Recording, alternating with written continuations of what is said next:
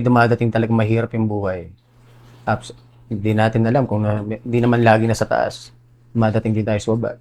Nauubusan din.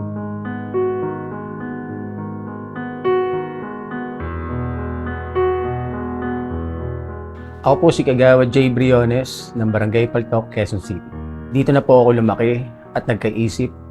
Ako po ay naglilingkod sa inyo bilang kagawad ng Barangay Paltok. Nung ako yung nag-number 1 sa botohan, actually unexpected lahat. Dahil since na mahirap maging independent, and sa history sobrang konti ang chance na manalo ang isang independent. Ako na mismo ay masaya. Sobrang excited para makatulong lalo na sa mga constituents ng Barangay Paltok. Matagal na po kasi ako nagbibigay ng community service. Di pa ako agawad.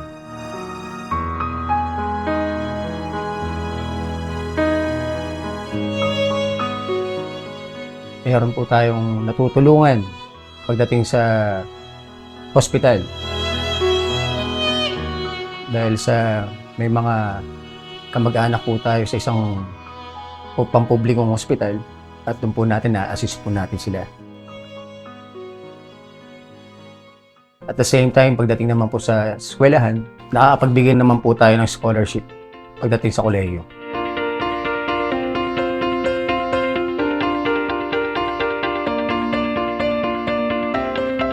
Isa sa mga reason din na nanalo tayo, yung mga natulungan po natin dati. So sila po yung nag-spread ng mga tulong na nagawa ko sa kanila. Pagdating sa politika, sobrang na-outcast tayo. Hanggang ngayon, wala pa rin tayong kakampi. Kundi ang opisina lang ni Kong Arjo.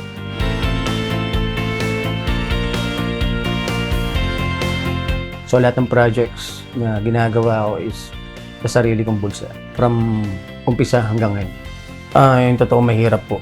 Pero masaya. Dahil kasi kapag once na natulungan mo na yung tao, makita mong yung ngiti na hinahanap mo.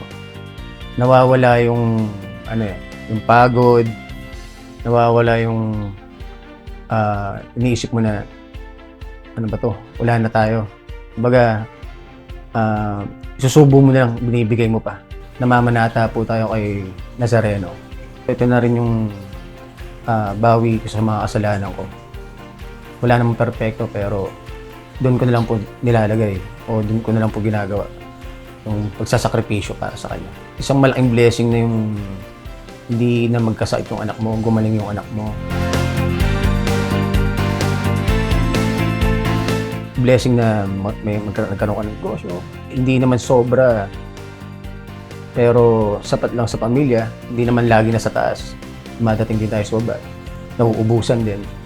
Pero in God's will, talagang darating, malalampasan mo yun. Basta magdasal ka lang, maniwala ka lang sa kanya. Nung nakaupo na ako bilang kagawad, syempre wala naman po mahingi ng tulong. Alam ko naman na maganda rin ang ginagawa ng ating congressman sa aming barangay. Kaya isa po yung reason na sinuportahan ko siya. Mas lalong gumaganda yung serbisyo ni Kong Arjo. Hindi po ako bumitaw. Kay Congressman Arjo po, wala po akong makitang hindi naman po sa nagpapaka sumisip-sip tayo sa ating congressman. Dahil all throughout po, wala po ako nakitang pangit. Madali rin po siya malapitan. Kung ano man yung kailangan, minsan sinusobrahan pa. Lalo na pagdating sa kung tulong na to para sa mga constituents mo. Pagdating sa kabataan, syempre fan po ako ng sports. 6 points for Matubag. Long 3 is good! Palandog! Paganda ng paganda yung kada season, yung ginagawa niyang liga. Yordalis. His pastor, one-hander is good. For our District 1 Basketball League Season 3, first place to receive a trophy, a medal, and check worth 30,000 pesos. Palakpakan po natin, Barangay Paltok! First place, Barangay Paltok. Congratulations. Maraming salamat for a good game na ipinakita nyo sa buong District 1.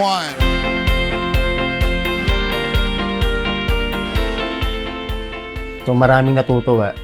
Although, syempre marami ring umiyak dahil sports, hindi rin isang physical game. Physical game, hindi po maiiwasan yung alitan. Pero, bansa sa uli, nagkakaayos naman, nagiging mas, mas lalong nagiging intact yung District 1. Congressman po ay mahusay. Mahusay na public servant. Mahusay mag-isip. Mahusay gumawa ng proyekto. Inuuna niya yung kung paano siya makakatulong sa nasasakupan niya. Pag kailangan ng mga senior, pagdating sa medical assistance, sa hospital bill, madali lang naman makalapit sa kanya.